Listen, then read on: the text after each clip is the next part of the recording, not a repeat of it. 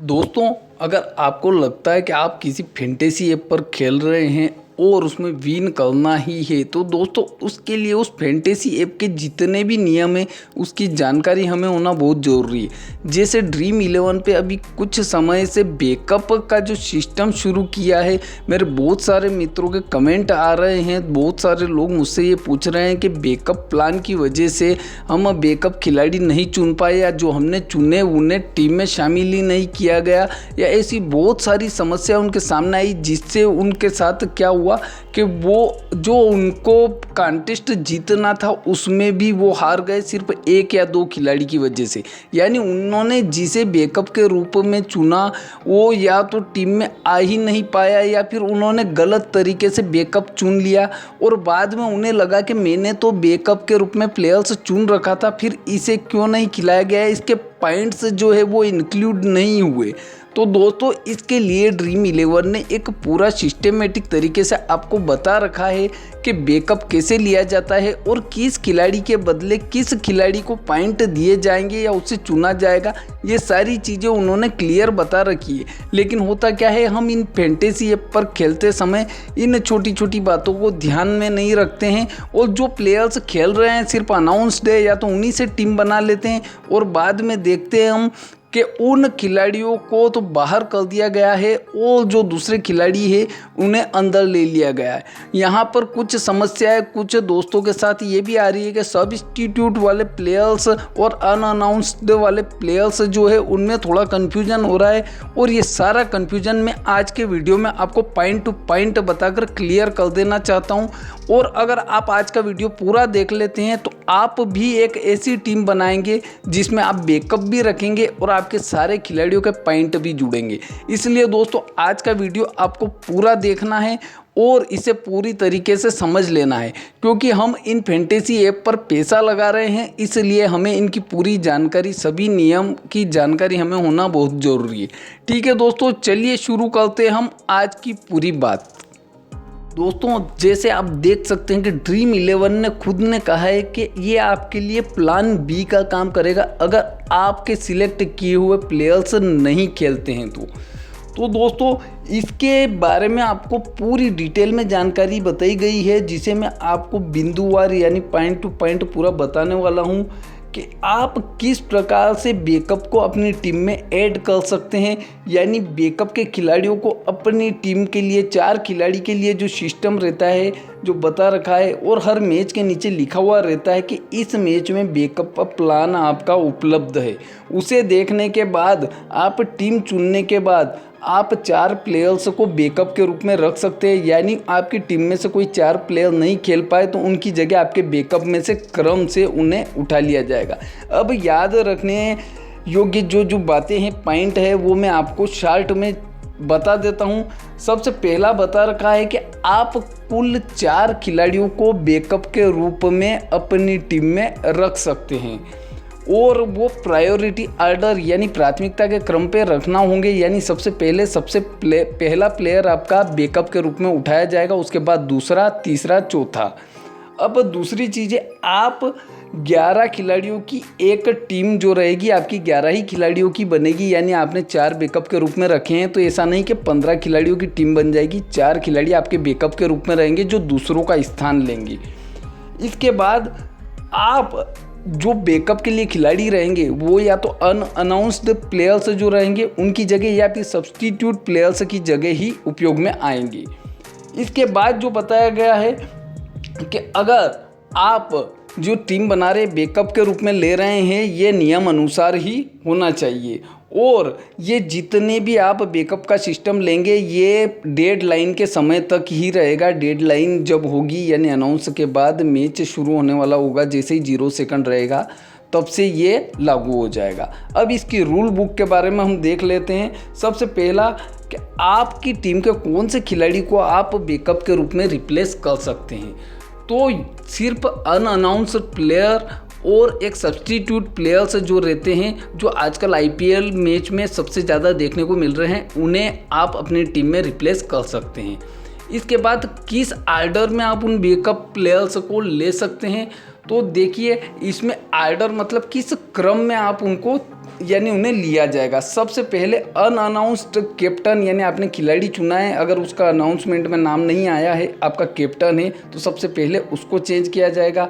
फिर unannounced vice captain, फिर उसके बाद जो अनअनाउंस्ड प्लेयर्स है दूसरे वो, उसके बाद substitute captain, substitute vice captain, और उसके बाद दूसरे जो सब्स्टिट्यूट प्लेयर्स रहेंगे उनको लिया जाएगा। यानी क्रम इस प्रकार से रहेगा: captain, unannounced, vice captain, unannounced और अनअनाउंस्ड प्लेयर्स, और उसके बाद सब्स्टिट्यूट वाले सभी का क्रम आएगा। यानी दोस्तों इसे आप इस तरीके से समझ सकते हैं, अगर आपका कैप्टन नहीं खेल रहा है तो उसकी जगह आपने अगर बैकअप में कैप्टन चुन रखा है, दूसरा प्लेयर चुन रखा है, उसे आपके कैप्टन के रूप में ले लिया जाएगा। अब इसके बाद क्रेडिट का भी इसमें इश्यू है दोस्तों, यानी क्रेडिट के आधार पर ही उन्हें बैकअप के रूप में चुना जाएगा। यानी अगर सेम क्रेडिट होगा तो ही उस प्लेयर को लिया जाएगा, उसे सबसे पहले लिया जाएगा। अगर मान लीजिए सेम क्रेडिट बन गया, उससे कम क्रेडिट वाला होना चाहिए, अगर सेम क्रेडिट है तो क्या होगा, उसमें अल्फ़ाबेटिकल क्रम के आधार पर, यानी जो आपके बैट्समैन या बॉलर्स है, प्लेयर्स है, उनके नाम के आधार पर उनको चुना जाएगा प्राथमिकता के क्रम में। इसके बाद कैप्टन और वाइस कैप्टन की बात करते हैं अपन। अगर आपके कैप्टन और वाइस कैप्टन रिप्लेस होते हैं तो उनकी जगह जो प्लेयर आएंगे उन्हें आपका कैप्टन और वाइस कैप्टन मान लिया जाएगा और उस हिसाब से आपके पॉइंट जुड़ेंगे। अब इसके बाद आपको बताया गया है कि किस प्रकार से, यानी आपके जो बैकअप के रिप्लेसमेंट होंगे प्लेयर्स के, वो आपकी टीम में किस प्रकार से होंगे। तो सबसे पहले है अनाउंस और सब्स्टिट्यूट प्लेयर्स, ये चीज़ हम क्लियर कर चुके हैं। सबसे पहले जो अनअनाउंस्ड रहेंगे उनको लिया जाएगा, उसके बाद सब्स्टिट्यूट जो है उनको आपके बैकअप में से उठाया जाएगा। अगर आपने टीम में कोई सब्स्टिट्यूट प्लेयर चुन रखा है तो उसकी जगह आपका बैकअप का कोई खिलाड़ी लिया जाएगा। उसके बारे में हम आगे और डिटेल में बात करेंगे। इसमें बहुत सारे बारीक बारीक बिंदु है जो आपको बताए नहीं गए हैं, उनके बारे में भी मैं आपको इसमें बता रहा हूँ दोस्तों। इसलिए वीडियो को लाइक कीजिए और चैनल को सब्सक्राइब भी ज़रूर कर लीजिए। दोस्तों बैकअप में प्रायोरिटी जो रहेगी, प्राथमिकता का क्रम आप देख लीजिए, बिल्कुल क्लियर बताया गया है। नियम के अनुसार सिर्फ अनअनाउंस्ड और सब्स्टिट्यूट जो प्लेयर्स है उन्हीं की जगह आपको बैकअप मिलेगा। यानी जो प्लेयर्स अनाउंस्ड है वो तो वैसे के वैसे ही बने रहेंगे, ये बात हम भी समझते हैं। जैसे पहले नंबर पे B1 विराट कोहली अनाउंस्ड है तो ये पहले नंबर पर रहेगा। इसके बाद B4 ये भी अनाउंस्ड है तो ये भी उस टीम में रहेगा। लेकिन B2 वाला रोहित शर्मा जो है वो सब्स्टिट्यूट के रूप में था, तो इसे आपके बैकअप के रूप में टीम में ले लिया जाएगा। लेकिन रविंद्र जडेजा अगर आपने बैकअप के रूप में चुन रखा है B3 वाला, लेकिन ये टीम में अनअनाउंस्ड है, यानी टीम में लिया ही नहीं गया है, ना सब्स्टिट्यूट के रूप में भी नहीं लिया गया है, तो ये नॉट एप्लीकेटेड रहेगा, यानी इसे आपको बैकअप के रूप में नहीं दिया जाएगा। इसके बाद हम अगले रूल की बात करते हैं। जो अगला रूल इसमें बताया गया है बैकअप के लिए दोस्तों, वो है कि जो वैलिड बैकअप रिप्लेसमेंट रहेगा वो क्या रहेगा, यानी वैलिड। तो ये एक उदाहरण के तौर पे आपको बताया गया है कि मान लीजिए टीम का प्लेयर अनअनाउंस्ड है तो उसका बैकअप अनाउंस्ड वाला सबसे पहले, फिर अनअनाउंस्ड है उसकी जगह सब्स्टिट्यूट, फिर सब्स्टिट्यूट की जगह अनअनाउंस्ड। इस प्रकार से ये रिप्लेसमेंट होगा और सब्स्टिट्यूट की जगह सब्स्टिट्यूट को नहीं लिया जाएगा, अनअनाउंस्ड की जगह अनअनाउंस्ड बिल्कुल भी नहीं लिया जाएगा, और अगर कोई प्लेयर अनाउंस है तो उसकी जगह किसी दूसरे को अनाउंस वाले को नहीं लिया जाएगा। यानी कुल मिला के अगर आपने टीम बनाई 11 खिलाड़ी की, उसमें अनअनाउंस्ड प्लेयर है तो उसकी जगह अगर अनाउंस्ड है या सब्स्टिट्यूट आपका बैकअप में कोई प्लेयर है तो उसको ले लिया जाएगा प्राथमिकता के क्रम पर। और प्राथमिकता का क्रम हम पहले देख चुके हैं, सबसे पहले अनअनाउंस्ड, उसके बाद सब्स्टिट्यूट वाले प्लेयर्स, इस प्रकार से रहेगा। अब कब होगा ये, तो when do the replacement happen, यानी कब रिप्लेसमेंट किया जाएगा, तो ये मैच की जब डेड लाइन होगी उससे पहले पहले ही ये कर दिया जाएगा। डेड लाइन के बाद यानी कुछ भी नहीं होने वाला है। इसके बाद कुछ इम्पोर्टेंट पॉइंट्स भी दे रखे हैं दोस्तों। उन इम्पोर्टेंट पॉइंट्स को अगर हम देखें तो कुल मिला के जो हमने अभी तक बात की है लगभग सारी यही बात की है के पूरे नियम के अनुसार ही अगर आपने बैकअप चुने हैं तो ही उन्हें आपको इसमें शामिल किया जाएगा। यानी बहुत सी बार बहुत से दोस्तों के साथ ऐसा भी हो रहा है कि उन्होंने बैकअप के रूप में प्लेयर्स चुने, लेकिन जब फाइनल टीम खेलने उतरी तो उनका प्लेयर कहीं से कहीं तक नज़र नहीं आया, क्योंकि दोस्तों उन्होंने अनाउंस डे के बदले अनाउंस डे चुन रहे, वो सोच रहे इसकी जगह ये खेल ले, तो ऐसा संभव नहीं है। अगर कोई प्लेयर्स आपकी टीम, आपने 11 की टीम बनाई, उसमें अगर अनाउंस डे है तो उसकी जगह दूसरा प्लेयर नहीं लिया जाएगा, वही प्लेयर खेल रहा है। सिर्फ अनअनाउंस्ड की जगह और सब्स्टिट्यूट की जगह दूसरा लिया जा सकता है अगर वो नहीं खेल रहा है, और अगर आपने चुना है बैकअप के रूप में, अगर वो खेल रहे हैं तो उनको ले लिया जाएगा। इस नियम को और मोटे तौर पे मैं आपको इन सब पॉइंट को बता देता हूँ। सबसे पहला पॉइंट जो है वो पॉइंट ये है दोस्तों कि यानी आपने जैसे मान लीजिए बैट्समैन के या ऑलराउंडर के बदले बैट्समैन चुना है तो उसे ले लिया जाएगा, लेकिन बैट्समैन के बदले आपका बॉलर या विकेट कीपर नहीं लिया जाएगा बैकअप के रूप में। सबसे खास चीज़ ये ध्यान रखने की है। दूसरी चीज़ है कि ये जो बैकअप प्लान है ये ऑप्शनल है, यानी कुल मिला के आपकी इच्छा है तो आप रख सकते हैं, कोई अनिवार्य नहीं है। और तीसरी जो बात बता रखी है कि मान लीजिए आपने 2 तरह की टीम बनाई, टीम 1 और टीम 2, और अगर मान लीजिए टीम 1 में आपने बैकअप चुन रखे हैं और उसमें आपके बैकअप सब क्रिएट होने के बाद, यानी बैकअप पूरा सेट हो जाए, उसके बाद अगर आपकी टीम 2 जो आपने बना रखी है सेम टू सेम वही टीम बन गई, तो आपकी वो टीम मान्य नहीं की जाएगी, क्योंकि आपने एक टीम 2 पहले से उन खिलाड़ियों, उन कैप्टन वाइस कैप्टन को लेकर बना रखी है जो पहली टीम आपके बैकअप के बाद बनी है। इसके बाद दोस्तों अगर हम बात करें तो ये जो पूरा लाइनअप वगैरह रहेगा ये सब आपको अनाउंसमेंट के बाद दिखने को मिल जाएगा, यानी कितने प्लेयर सब्स्टिट्यूट के रूप में है, कितने अनअनाउंस्ड है, और डेडलाइन के समय ये सारी चीज़ें क्लियर हो जाएगी, बैकअप का पूरा सिस्टम हो जाएगा। इसमें ये बताया गया है यानी डेडलाइन तक अगर इन प्लेटफार्म यानी ड्रीम 11 पर अगर डेडलाइन के समय तक जो भी लाइनअप बताया गया है, अगर उसमें बाद में कोई करेक्शन होता है या किसी प्रकार का चेंज होता है तो वो मान्य नहीं किया जाएगा। और इसके बाद एक पॉइंट और ख़ास तौर पर बता रखा है इन्होंने कि ड्रीम 11 जो ये जितने भी डाटा है प्लेयर्स के बारे में या लाइनअप्स के बारे में या टीम के बारे में, ये सारे थर्ड पार्टियों से भी उठाता है। तो अगर इसमें किसी प्रकार का कोई अगर संशय वाली स्थिति है तो उसमें ड्रीम 11 कोई रिस्पॉन्सिबल नहीं रहेगा, यानी ये आपने जो बैकअप वगैरह चुना है। वैसे ऐसा होता नहीं है दोस्तों, क्योंकि सारी चीज़ें क्लीन एंड क्लियर रहती है, क्योंकि डेडलाइन के समय ही बता दिया जाता है कि कौन से प्लेयर सब्स्टिट्यूट्स है, कौन से अनअनाउंस्ड है और कौन से अनाउंस्ड प्लेयर्स है। और दोस्तों इस नए नियम में ये सारी चीज़ें हमें ध्यान रखना बहुत ज़रूरी है, क्योंकि अगर आप बैकअप नहीं लेंगे तो अभी तो बड़े बड़े खिलाड़ियों को बैकअप के रूप में, सब्स्टिट्यूट के रूप में रख रहे हैं सभी जितने भी टीम वाले हैं ये। और होता क्या है कि वो प्लेयर अचानक से खेलने आ जाता है और बहुत अच्छे रन मार जाता है या बॉलर आ जाता है और विकेट ले जाता है, तो ऐसी स्थिति में हमारी टीम में वो शामिल ही नहीं हो पाता। और बहुत सारे दोस्त बैकअप चुनना ही नहीं चाह रहे, जबकि बैकअप चुनना चाहिए। और ऐसे प्लेयर्स को चुनिए जो आपको लगता है कि हमारे प्लेयर्स नहीं खेल पाएंगे तो उनकी जगह वो प्लेयर्स आकर आपकी टीम को संभाल ले। दोस्तों इसके बाद ये जो चीज़ बता रखी है कि इसमें जो भी आप टीम बना रहे हैं, मान लीजिए इसमें कुछ सिस्टम शेयर टीम वाला सिस्टम भी रहता है। अगर आपने एक टीम बना ली और उसे शेयर कर दिया, बाद में रिप्लेसमेंट या बैकअप के बाद आपकी टीम दूसरी बनी, तो उससे इसका कोई संबंध नहीं रहेगा। आपने जो टीम शेयर की है उसमें ऑटोमेटिक कोई चेंज नहीं होगा। ये हमारे काम की चीज़ नहीं है दोस्तों, लेकिन फिर भी हमें ध्यान में रहना बहुत ज़रूरी है। दोस्तों अब ये एक एग्जाम्पल के रूप में आपको देखिए, बिल्कुल यहाँ से सारी बात क्लियर हो जाएगी कि किस प्रकार से रिप्लेसमेंट या बैकअप प्लान लागू होगा। ये एक बिल्कुल टीम बनाकर एग्जाम्पल के द्वारा ड्रीम 11 द्वारा बताया गया है। इसमें आप देख सकते हैं कि कुछ प्लेयर्स है जो अनअनाउंस्ड है, जैसे सबसे पहला ऊपर का संजू सैमसन को बता रखा है इन्होंने, और इसके बाद स्टीवन स्मिथ, ये भी अनअनाउंस्ड है, यानी लाल डॉट जो दिख रही है, लाल बिंदु, वो सब अनअनाउंस्ड है। और हम पर्पल कलर के जो बिंदु, ब्लू कलर के जो बिंदु देखते हैं, ये सब्स्टिट्यूट प्लेयर्स है। तो इसमें एक डेविड वार्नर ये सब्स्टिट्यूट है, इसके बाद एक जो दे रखा है रोहित शर्मा, इसे सब्स्टिट्यूट बता रखा है, और एक यजुवेंद्र चहल ये भी सब्स्टिट्यूट के रूप में बता रखा है। यानी 2 प्लेयर्स जो है वो अनअनाउंस्ड है और 3 प्लेयर्स है वो सब्स्टिट्यूट है।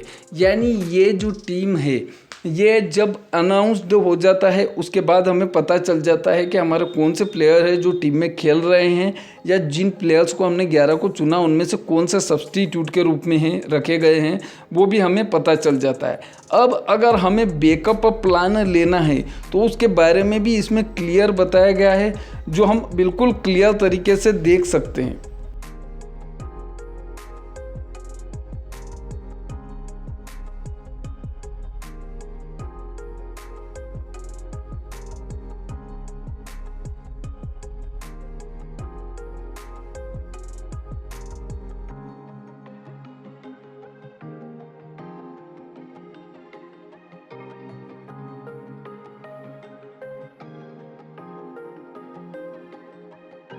जैसे अब देखिए 4 बैकअप के रूप में प्लेयर्स ले रखे हैं। पहला ले रखा है केएल राहुल, दूसरा ले रखा है रविंद्र जडेजा, तीसरा एरोन फिंच और चौथा ईशान किशन।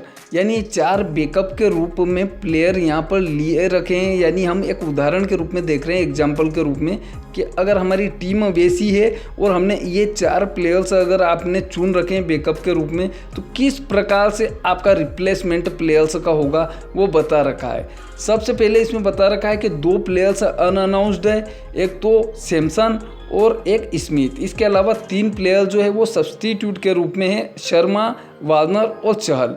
और अनाउंस्ड बैकअप के रूप में आपके केएल राहुल, एरोन फिंच और ईशान किशन। ये अनाउंस्ड बैकअप, यानी आपने बैकअप जो लिया उसमें 3 प्लेयर्स अनाउंस्ड है, और उन्हें आपकी टीम में शामिल कैसे होंगे आप देखिए। स्टीवन स्मिथ जो वाइस कैप्टन के रूप में आपने रखा था वो अनअनाउंस्ड के रूप में था टीम में, यानी उसे लिया ही नहीं गया, तो उसकी जगह केएल राहुल आपका बिल्कुल स्टेटस इसका ओके रहेगा, यानी केएल राहुल, क्योंकि इसकी जगह केएल राहुल को ले लिया जाएगा और ये आपका वाइस कैप्टन बनेगा। इसके बाद संजू सैमसन जो है ये अनअनाउंस्ड प्लेयर्स था, तो इसकी जगह एरोन फिंच जो है उसे नहीं लिया जाएगा, क्योंकि इसे यहाँ पर विकेट कीपर के रूप में चुना गया है, इसलिए इसकी जगह एरोन फिंच को नहीं लिया जाएगा जो दूसरा आपने बैकअप के रूप में चुना है। संजू सैमसन की जगह ईशान किशन को लिया जाएगा बैकअप के रूप में, क्योंकि ये भी विकेट कीपर है, यानी एरोन फिंच को नहीं लिया जाएगा। तीसरा डेविड वार्नर जो है ये आपने कैप्टन चुना था, सब्स्टिट्यूट था, इसकी जगह एरोन फिंच जो है इसे ले लिया जाएगा, क्योंकि सब्स्टिट्यूट की जगह अनाउंस्ड प्लेयर्स को लिया जाएगा, ये आपको बताया गया है, और उसे आपका कैप्टन बना दिया जाएगा, क्योंकि डेविड वार्नर को सब्स्टिट्यूट के रूप में लिया गया था और वो बैटिंग नहीं करेगा, तो उसकी जगह एरोन फिंच को ले लिया जाएगा। अब रोहित शर्मा की जगह रविंद्र जडेजा, क्योंकि ये हायर क्रेडिट का मामला आ गया, इसलिए यहाँ पर क्रेडिट इशू आने के कारण ये भी आपका मान्य नहीं किया जाएगा। और यजुवेंद्र चहल की जगह सब्स्टिट्यूट है, ये लोएस्ट क्रेडिट वाला है, इसलिए इसकी जगह भी हाई क्रेडिट वाले को यहाँ पर रविंद्र जडेजा को नहीं लिया जा रहा है।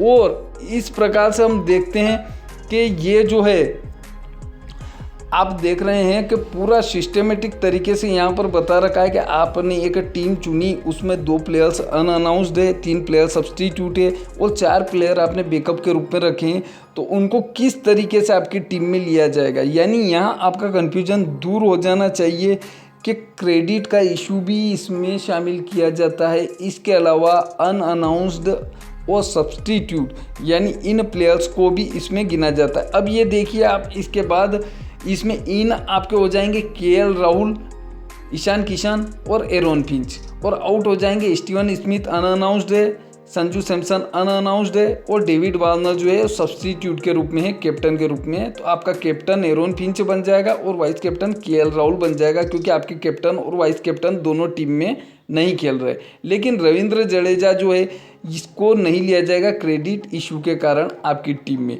यानी आपके 4 में से 3 बैकअप को ही टीम में गिना जाएगा, और चौथा जो खिलाड़ी है आपका उस खिलाड़ी को आप यूँ समझ लीजिए आपको पॉइंट नहीं मिल पाएंगे।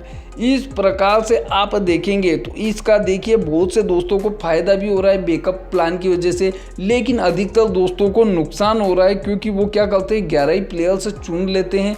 वो अनाउंस्ड चुनते हैं तो वहाँ तक ठीक है, लेकिन हो क्या रहा है कि सभी टीमें सब्स्टिट्यूट के रूप में अपने मेन खिलाड़ियों को रख रही है। जैसे अभी पिछले ही मैच में शुभमन गिल को उन्होंने सब्स्टिट्यूट के रूप में रखा था जबकि वो ओपनिंग करने आया था। अब बहुत से मेरे दोस्तों ने उसे चुना ही नहीं, सिर्फ अनाउंस्ड प्लेयर्स को चुन लिया, तो ऐसे में उनको बहुत बड़ा नुकसान हो गया क्योंकि उनका एक प्लेयर जो था वो प्लेयर बाहर ही रह गया, यानी स्वयं इतना बड़ा प्लेयर शुभमन गिल उसे उन्होंने चुना ही नहीं। अगर उसे वो बैकअप के रूप में रखते तो वो उनकी टीम में ज़रूर शामिल हो जाता।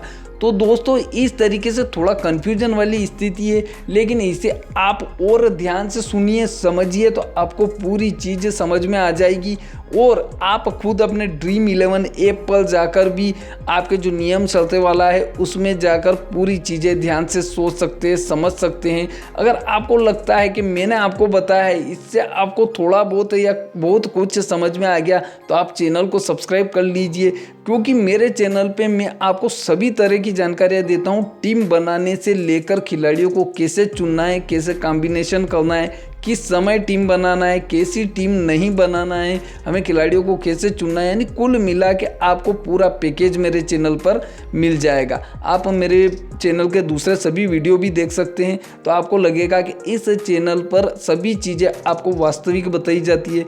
ठीक है दोस्तों, फिर मिलते हैं अगले वीडियो में एक नई और अच्छी बात के साथ। तब तक के लिए थैंक यू दोस्तों।